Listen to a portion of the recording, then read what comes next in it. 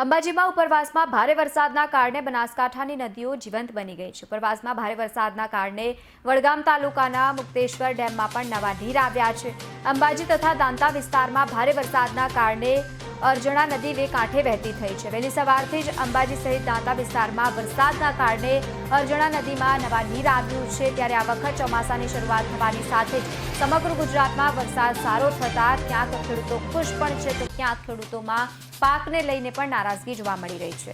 સમગ્ર ગુજરાતના ડેમમાં પાણીની સપાટી વધવાની સાથે જ ઉનાળાની ઋતુમાં જે રીતે ખેડૂતો પાણી માટે વલખા મારે છે તે સમસ્યાનો ઉકેલ આવી જશે તેવું દેખાઈ રહ્યું છે। તો સતત વરસાદી માહોલ બનાસકાંઠામાં જોવા મળી રહ્યું છે। નદીઓ હવે જીવંત બની ગઈ છે, નવા નીરની આવક પણ જોવા મળી રહી છે। તો આ વચ્ચે મુક્તેશ્વર ડેમમાં પણ નવા નીર આવ્યા છે। મહત્વનું છે કે અરજણા નદી પણ બે કાંઠે વહેતી થઈ છે।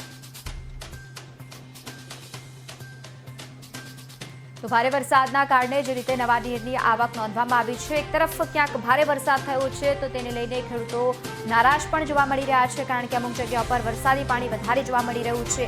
તો આ વચ્ચે અમુક જગ્યાઓ પર જે રીતે પાકની વાવણી લાયક વરસાદ થયો છે તો તેને લઈને ખેડૂતોમાં ખુશીનો માહોલ પણ છે, પરંતુ ઉનાળાની ઋતુમાં જે રીતે ખેડૂતો પાણી માટે વલખા મારે છે તે સમસ્યાનો ઉકેલ હવે આવી જશે તેવું દેખાઈ રહ્યું છે, કારણ કે બનાસકાંઠામાં જે રીતે સતત વરસાદી માહોલ જામ્યો છે, અંબાજીમાં પણ વરસાદને લઈને જે દ્રશ્યો સામે આવ્યા, સતત નવા નીરની આવક જોવા મળી રહી છે, તો અરજણા નદી પણ બે કાંઠે વહેતી થઈ છે।